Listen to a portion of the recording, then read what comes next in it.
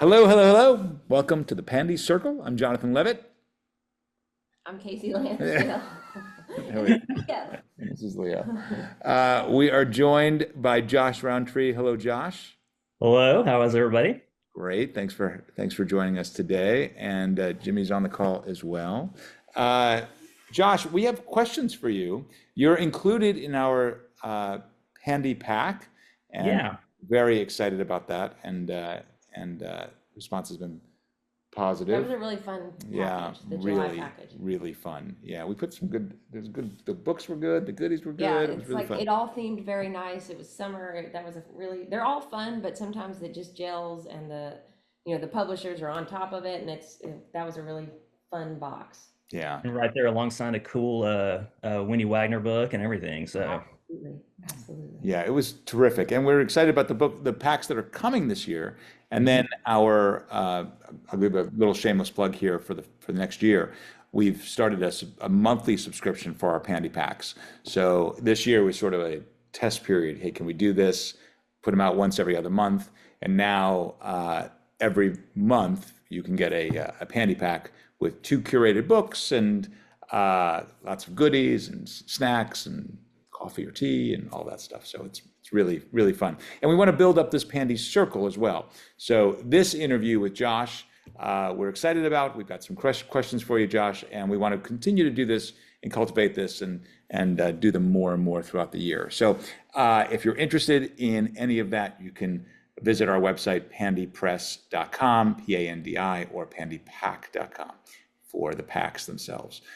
So let's jump into this. Josh, we've got some questions, and these questions are it's a good mix of questions to Okay. talk to you about as you are as a writer, your thought process as a writer, and all that. Do you mind? Should I No, jump in? please. Is that okay?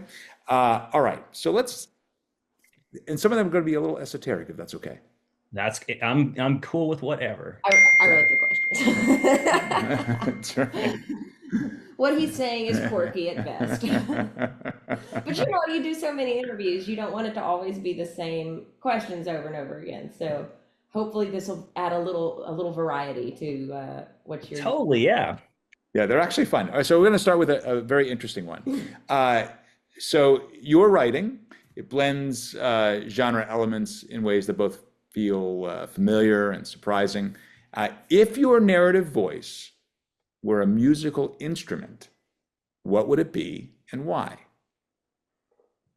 Oh my gosh, that is you said it was going to be an esoteric question, and that gets it. Um, We're off to a good start. I mean, the only thing I can really say is it's going to be a guitar, but I think that may be a cop out because I play guitar and have since I was 13. So, putting different types of musical styles together, something that's fun to do. And I play everything from rock and blues to country to whatever I feel like.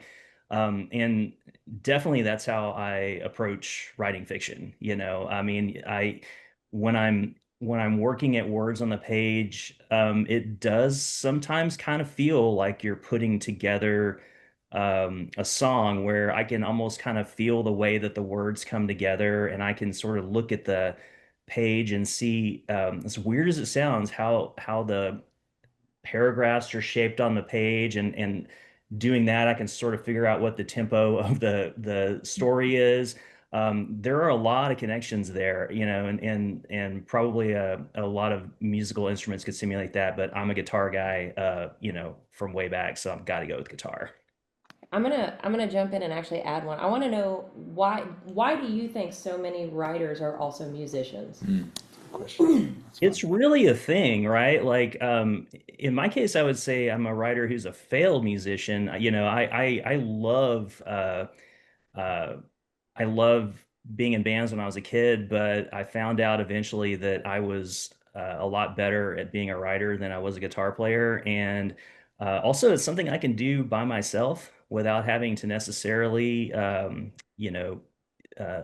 leave the house or put together a bunch of people to do something. So, but I assume that a lot of writers are musicians just because they're drawn to the arts in general.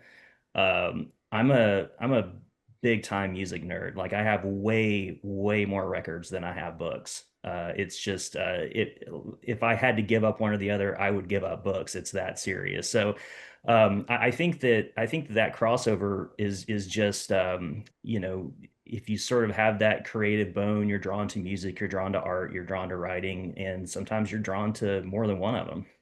So when people ask you, are you a musician? Do you say, no, I'm a writer? Or do you say yes and then just stop? I usually just say I kind of like defensively say, well, I used to be a guitar player, but now I'm a guitar collector.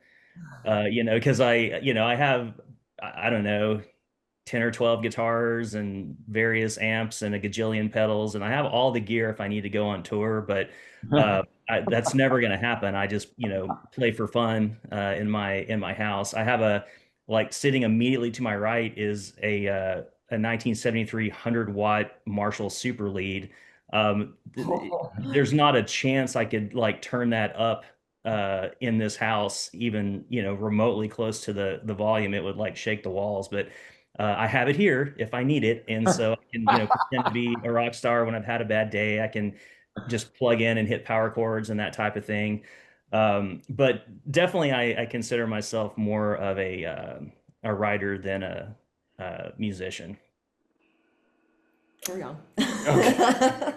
I mean, it's interesting. I would ask the same question of you, Yeah. I mean, you are a musician. I think most of us know that, right? You're a singer, Yeah. musician, right? And I would ask the same question of you, actually. Yeah, and it's interesting to hear his take because there is, there is this world where everyone wants to put you under your label. So I'm curious how you navigate it. But I mean, you kind of make a joke of it, but it doesn't really mean that you're not either of those things. You just sort of leaned further into another one for now. Yeah, and I don't get me wrong, I love playing guitar. Playing guitar for me is it's almost more of like a stress reliever at this point in my life. Like if I can sit and kind of focus on that, and it really just takes me out of the world, kind of the same way that writing takes you out of the world. You can really kind of bury your head in whatever manuscript you're working on, and I can do that with guitar as well. I've never been a really good songwriter. Like I think I'm a pretty good guitar player, but I never had the gift of songwriting. But writing has always come easy to me since I was a kid. I said I've played guitar since I was 13. I've been writing stories since I was 5. I mean, it's always been something that's a part of me. I Awesome. desperately want to hijack this, but I know you've got a long list of No, questions for another time. we'll do a part two. Yes. Uh, Josh, has there ever been a moment where reader's interpretation has surprised you of one of your stories, and if so, how has that changed your perception or your feeling about that story? I think it's almost always surprising to me how readers perceive stories. Like, I can't think of one immediately offhand, but I'm always getting comments about things that make me look at something I wrote through, just at a different angle.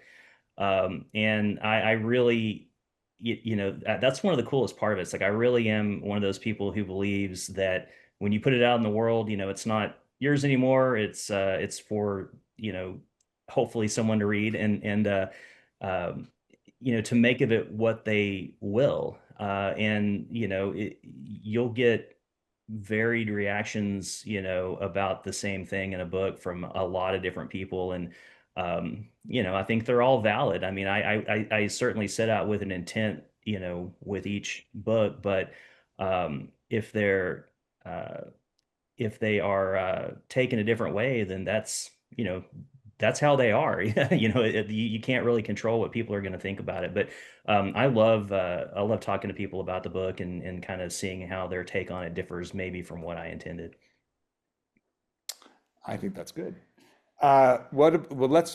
Speaking of readers reading your work, let's look 50 years in the future. Is there a theme or a truth that you'd want those readers to notice that have come through your stories? Something that you like them to think back on? Yeah, it's I've been writing for about, I've been publishing for about 20 years.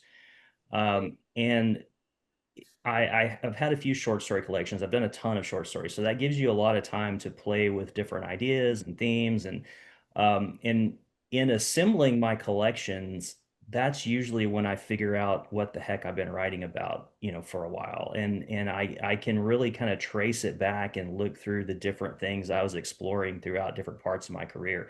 There's always a big element of music in what I write. That's a high percentage of stories feature something about that. Um, for the last several years, I've been writing heavily about death. And it wasn't until I put together my last collection that I realized, hey, my last 10 or 12 stories are all about death.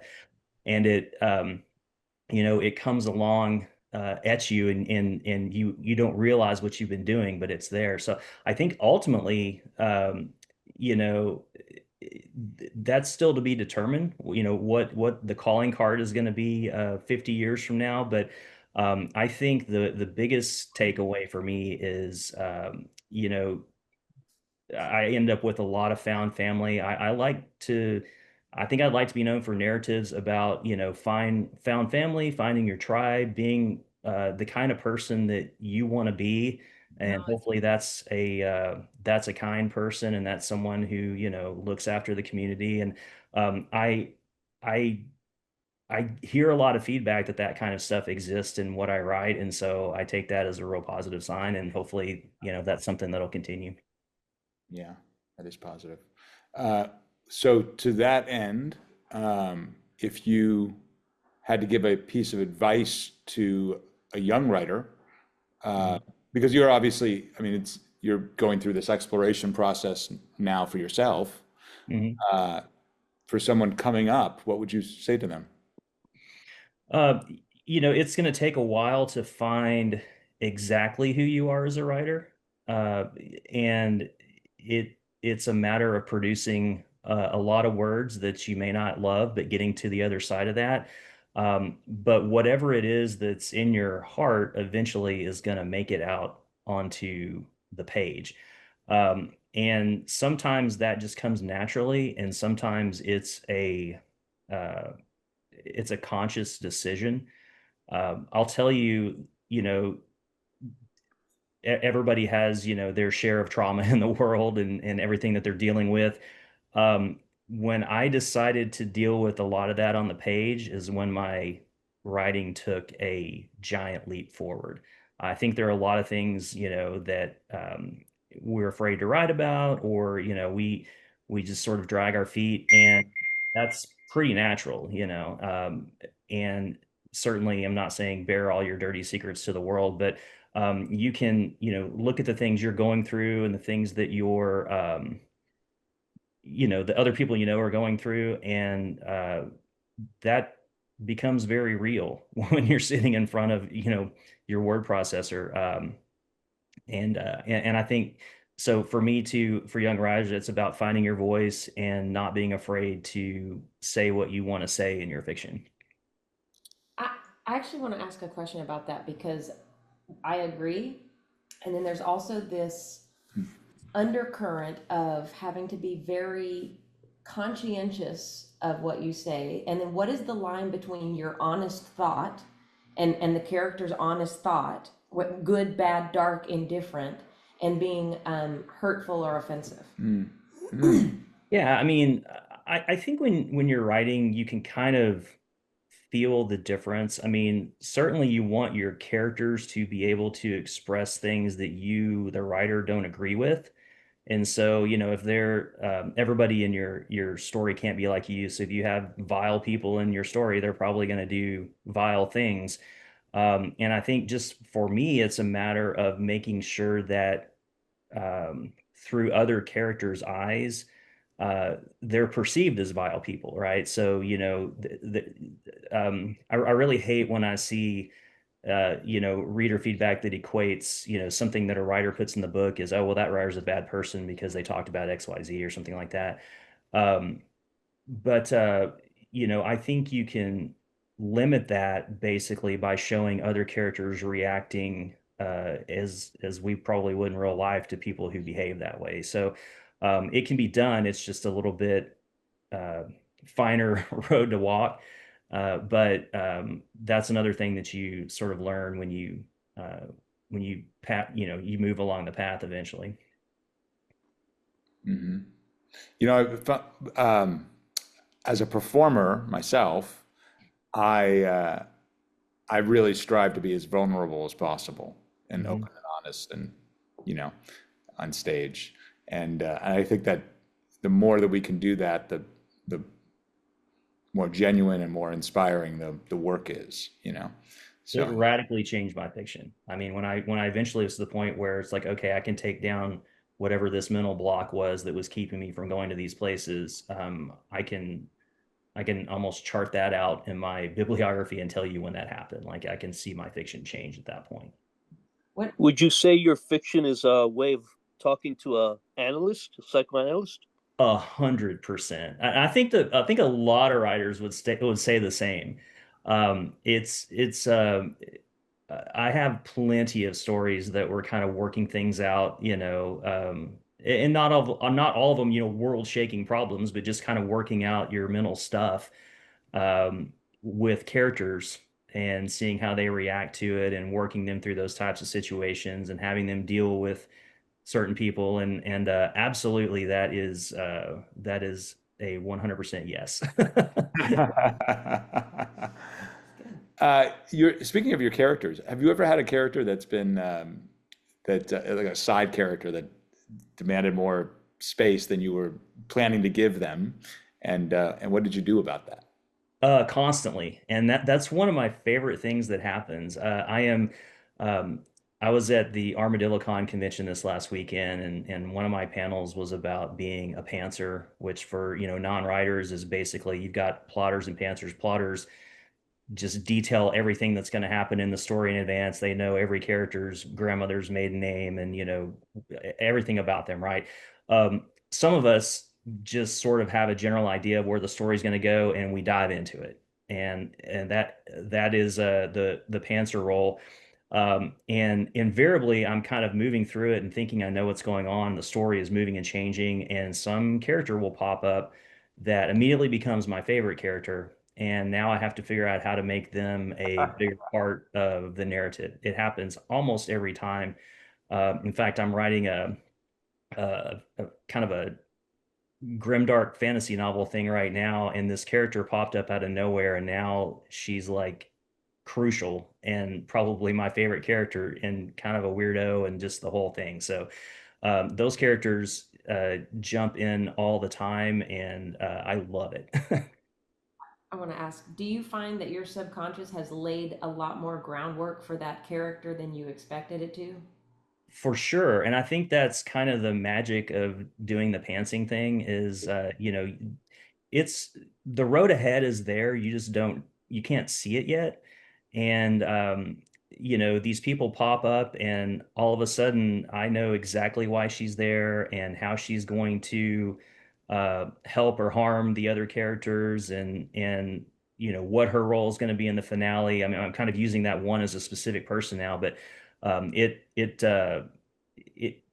absolutely I think that all of that uh, is being laid as I'm that path is being laid as I'm just doing my normal life. That's um, every writer is always writing, right? Like we're mowing the lawn or doing the dishes or whatever, and uh, the next idea and the next idea and the next idea are kind of sparking ahead of you. And so I think in that same way, the subconscious is laying that whole path for those types of characters. Cool. I want to know more. I want to know more about. I want to dive into the stories and know what those characters, who those characters are. It's very interesting. Yeah. Really interesting. Um, do you uh, with your someone is reading your stories, is there a feeling that you want them? I mean, is there? I mean, it's you're kind of you've got a wide berth here, but a feeling that you want them to leave with, a lingering sensation that you want them to feel. I think most of my stuff I would call melancholy. Like I like sad stories. I like ghost stories. I like ambiguous endings where we don't necessarily know the fate of everyone and how, and it's not all tied up in a bow. And yeah, I'm definitely always trying to figure out how I can infuse melancholy into things. And why is that important to you? I don't know. I think it's just sort of a resonant kind of emotion. I mean, and of course it's going to change depending on the story and the book. And like the thing I'm writing now is probably a lot darker. And, but you know, I, I think that, you know, I kind of love the feeling of reaching in the end of a book that, you know, that I've read, and I have that sort of bittersweet sensation of, oh, you know, I really love these characters and all this, and I wish things had gone better, but I'm so glad I got to spend time with them. I mean, I just like that bittersweet sort of melancholy ending to a book. It just hits home for me. Bittersweet's actually the word I had in mind for your work. Yeah. Because you know life is often bittersweet, so there's a real nice connection there. Yeah, I'm not, I'm, I don't really write super happy endings. I don't know that I've ever written a purely happy ending, and I've published like over 70 stories and multiple books, and which isn't to say that they're not great and it can't be done. I just think it's not my thing. That's fair. How do you get there? What's your revision process? Um, it's not a lot. So I have this controlled chaos kind of writing style. I am not a writer who can do the old adage of, hey, just get everything on the page. Like if you're writing a 100,000 word novel, just like spit it all out, get it out as fast as you can, go back and write that second draft and make it better, do that third draft and make it sing, and just keep rewriting it and doing all that. I can't do it. So basically, I am obsessive about every word as I go along through the story. And I'm not suggesting this is a good thing, but it works for me. Uh, I, you know, write a section for the day. When I go back the next day, I completely edit the section I wrote the day before. I make sure that all my word choices are right, everything that it's as strong as I want it to be. It's exactly what I want it to be. Then I move on to the next section. And the next day I go back and do, and so going through the process, it probably slows me down on the, well, it definitely slows me down on a first draft relative to a lot of writers. But what I feel is when I type the end, I'm basically on like a third or fourth draft. Like it's completely as clean as I can get it, and pretty much ready to send out at that point because I've sort of labored on it with the editing process the whole time while I'm writing. Do you feel like that stalls you in, I mean, it, if you have if you're really going and going and you've got so much thinking going on when you're writing, uh, creatively, isn't that difficult to kind of take that pragmatic, that process to do what you're talking about doing? I mean, I I can't think of definitely a hard time start. reconciling. Yeah, I mean, I definitely get to the point where I want to get onto that next section, you know, and it's I keep a it's really messy, right? I keep a ton of notes at the end of my manuscript. So as I'm doing all this and that road we talked about is appearing before me, I'm just constantly making notes right after that. Okay, and then this is going to happen and that and that and that because it's coming to me. I don't want to forget it. And so all that stuff is there waiting for me. And yeah, sometimes I'm like, gosh, I wish I could get onto this next section and get that one, get the writing underway for that. But it, I don't know, it just, I can't describe it. It just makes my brain itch if I do it any other way.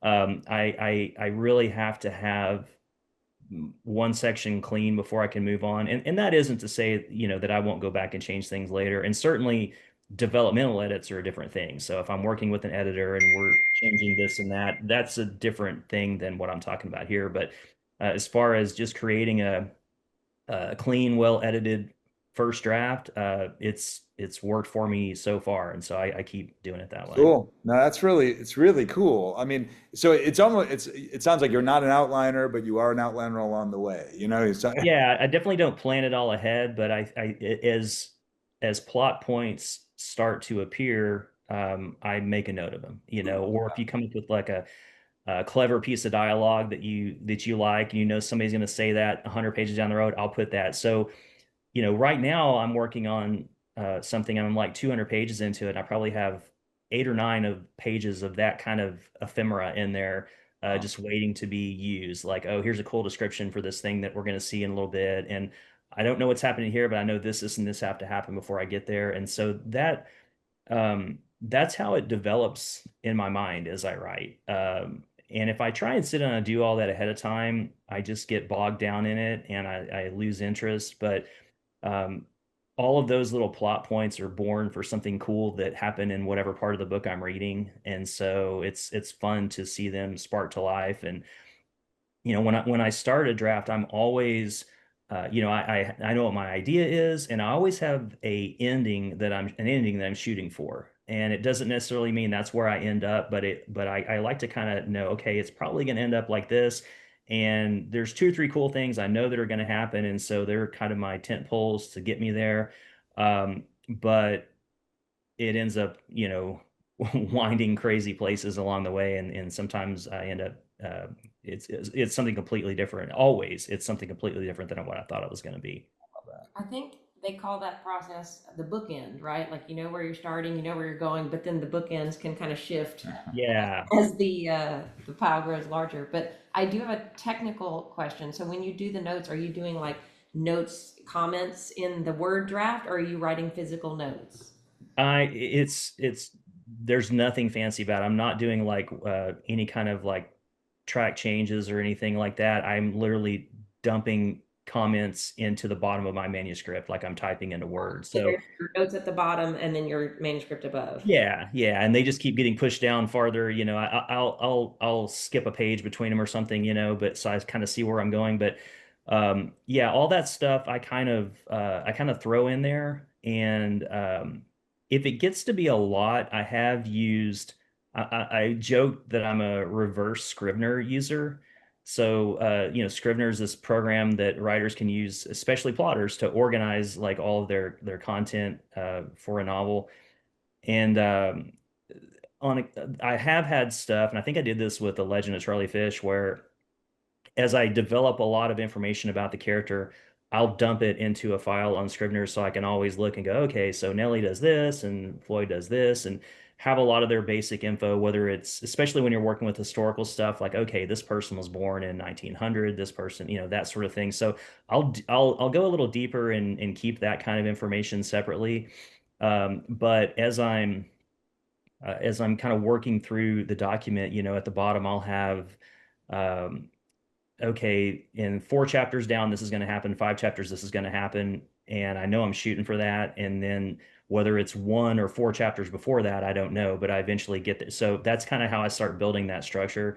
And this little dialogue will probably go in that chapter. So it's really like nobody but me could really figure out what that nonsense is at the bottom of my manuscript, but it totally makes sense to me in the moment.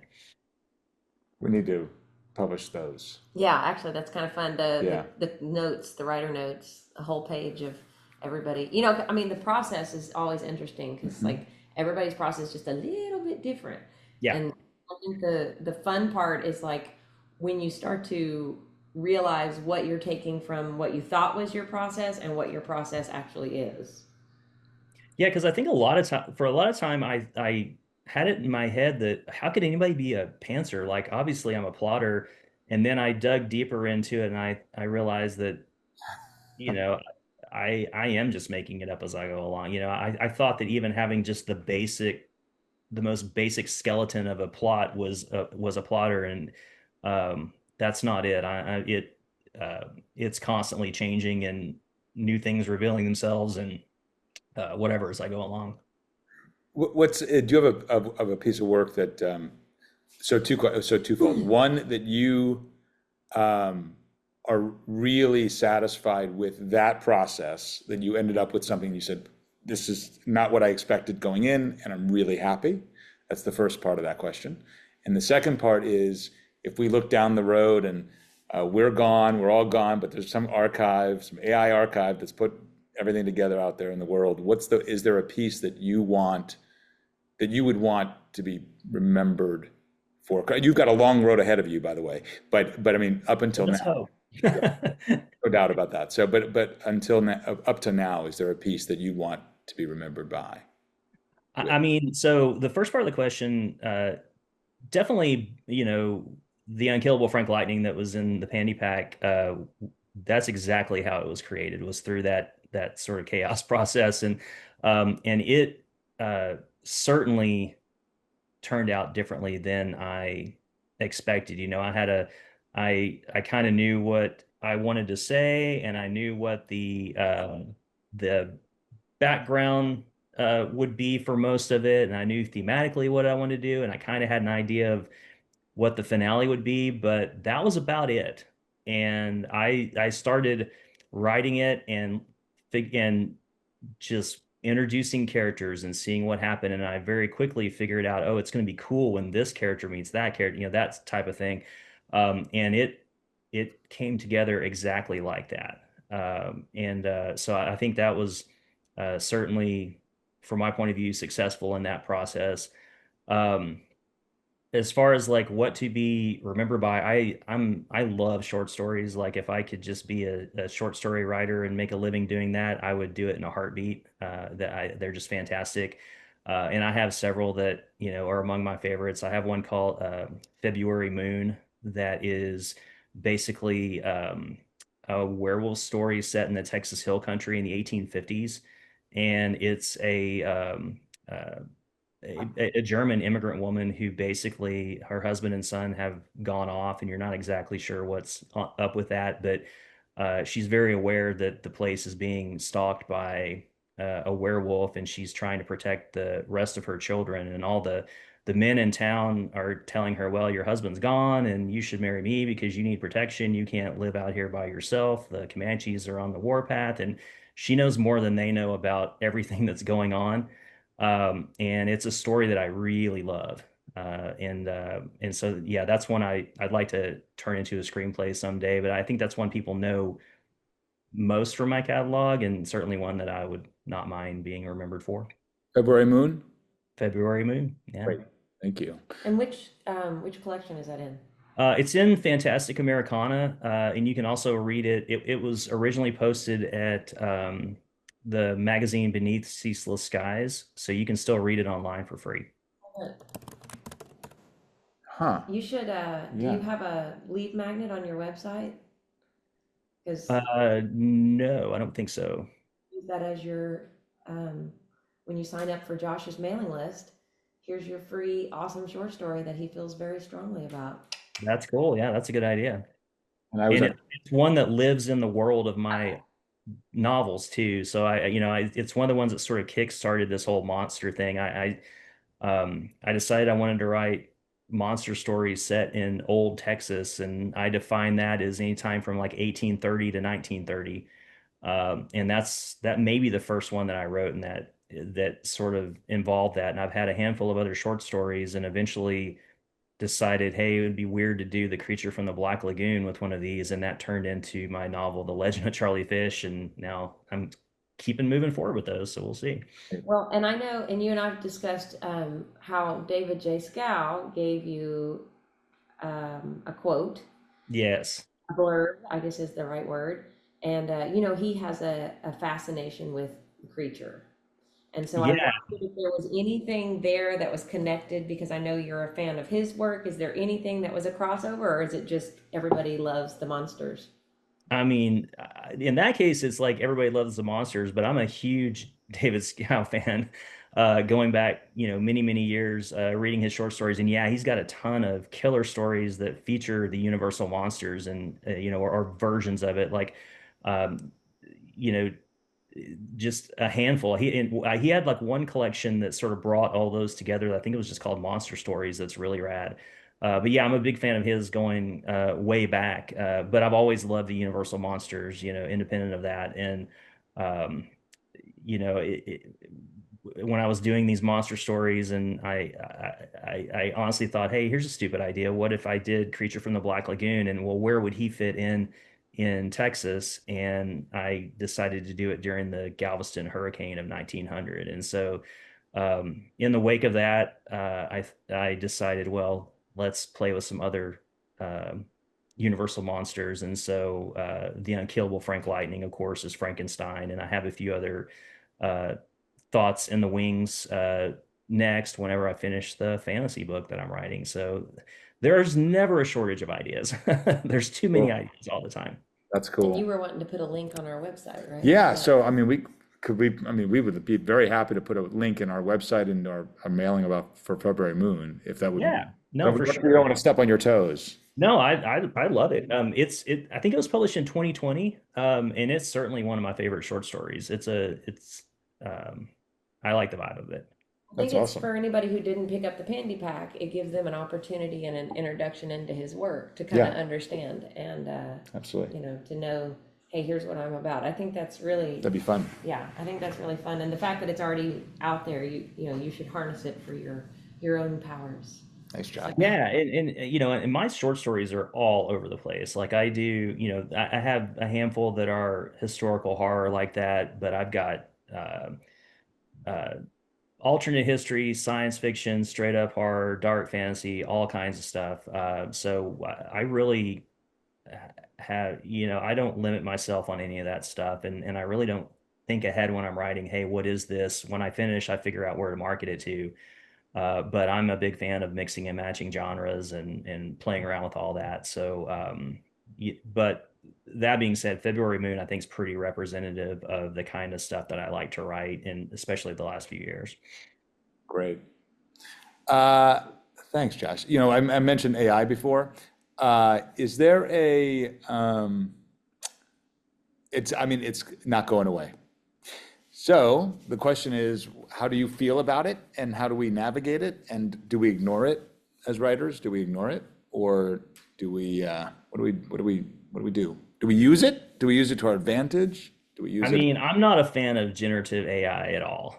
So I definitely won't use it. Like if I see, AI cover art and that type of thing, I'm not going to read the book. Okay. Um, if certainly, AI is a tool for healthcare and that type of thing. Artificial intelligence obviously is not inherently bad. And there are a lot of awesome uses for it. I don't really need it to make art. I think that I would rather it, figure out how to do the dishes for me, or, that sort of thing. So, um, uh, I'm definitely not using it in any type of writing capacity. As fancy as I get is like spell check, right? Like regular, stuff that's been in Microsoft Word for a really long time. And generative AI is also, fairly harsh on the environment. Like I'm seeing, things about the additional energy pool to power the processors for doing this, and um, it's not good. So I'm against it to make art. I'm for it to do good things for humanity, I guess. Interesting. That's a big topic. Yeah, Yeah. especially the art. It's interesting what you say about the cover art too. That you have a pretty black and white stance on that at this moment. Yeah, I mean, I think that artists and writers are kind of in the same boat. I mean, we're trying to make cool stuff and do our best to get it out into the world. And I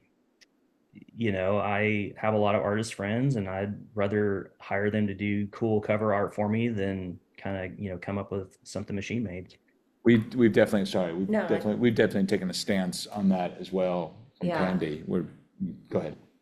So yeah, so that was something that we were, full disclosure, looking at when we first started all this and kind of doing some covers, and when it was just sort of hitting the scene, and we quickly pulled back. Yeah, we didn't really Yeah. understand the ramifications. And it was actually our friend Sadie who was like, guys, you can't do that. And we Yeah. were like, Yeah. why? There's, Yeah. it's this thing. And then as we kind of became more educated about it, we were like, I see. Because what is, we have worked with an artist in the past who has told us, hey, I use AI to sort of take my ideas and put them like a blueprint, and then I go in as the artist and I draw it. So what's the Yeah. difference of that, or a writer who says, hey, these are all my ideas, I'm going to put it into the robot and have the robot put together, the word is not coming to me because brain, but outline. Like first draft There kind it of is. thing. Like what is, how do I use that outline? Like what is the line there? Because if it's the artist creating it, and artists, as we know, are usually doing multiple things, wearing multiple hats, and this gives the artist a tool and saves them time and possibly saves them money. So where is the line of where it helps the artist Right. and where it becomes a substitute for the artist? And how does that process for you? I mean, I think that,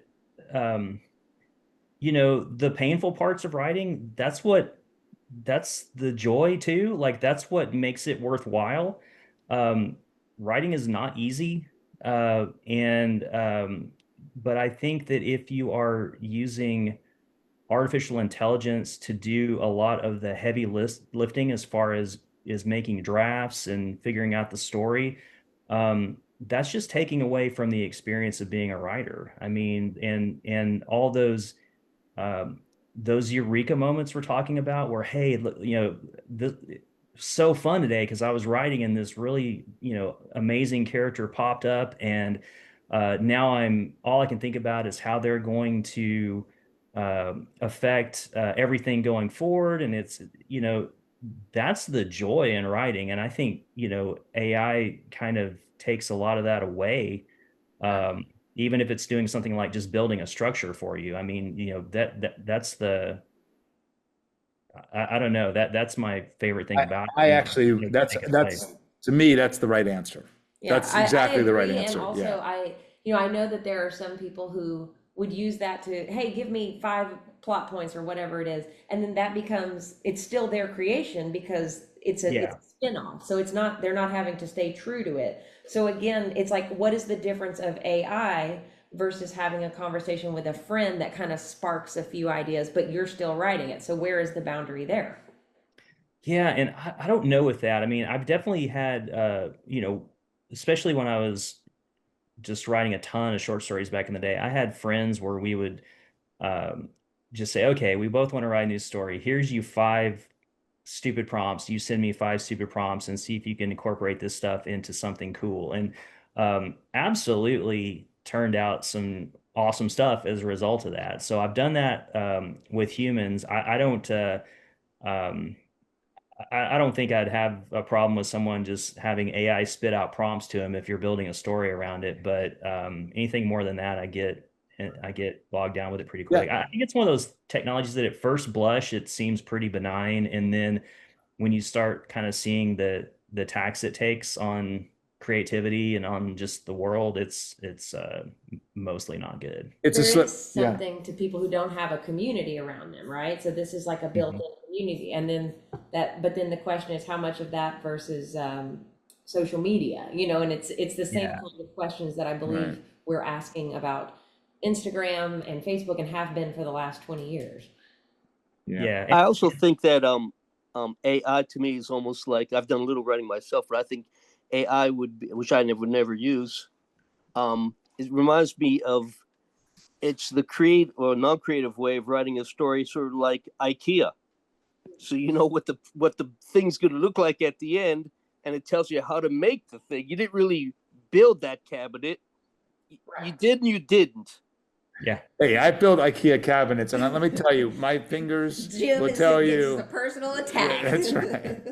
No, not a personal attack against IKEA. I usually put them together backwards anyway to have to start all over again. What is this extra screw? Yeah.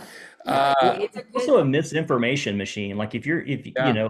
unfortunately, whenever we're on Google or whatever now, that's the first thing you get. And a lot of that AI content is profoundly stupid. And so I really, I fear for people who take it too deeply that you'll get lost in the weeds of all that. I mean, It's a slippery slope. it's a slippery slope, and I think for the positives out there are a whole lot more negatives. Yeah. Um, Well, so- I really appreciate your answer to all of this because I think it's the right answer. As a creative, as an artist, the coming at it from that perspective, that you are basically stealing from your own creative outlet. Yeah, there like I can't there would be no sense of accomplishment, if you just said, hey, I'm gonna put in an AI prompt for my cover art, and here's what I want my story to be about, and I go write it. Let me put this together and stick it on Amazon. Like, what's the point? I don't, That's the point. you know, I don't get the point of that. I mean, there's definitely that, old adage of, some people don't want to write, they want to have written. And so I get that. But I mean, it's all about putting in the work and getting better. And you'll learn that when you're doing it. I mean, that's part of the process and that's part of the fun. I appreciate We're that. running, so I want to Yep. make sure nobody has another question. Yeah. Oh, no. Let's see. Any other, Becky, Jimmy, Jim, sorry, do you want to add anything into this?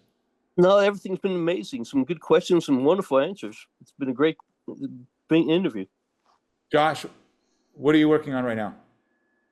So I just I mentioned that I'm working on a fantasy novel. I haven't written any secondary world fantasy in like 20 years. I sold some early on to Realms of Fantasy, which was a magazine at the time, but I haven't done that in a long time. And I think I just needed to change what I was doing a little bit before I go back to another monster thing. But I actually took a break from that and wrote a novella that's on sub now that is sort of aimed at the world right now.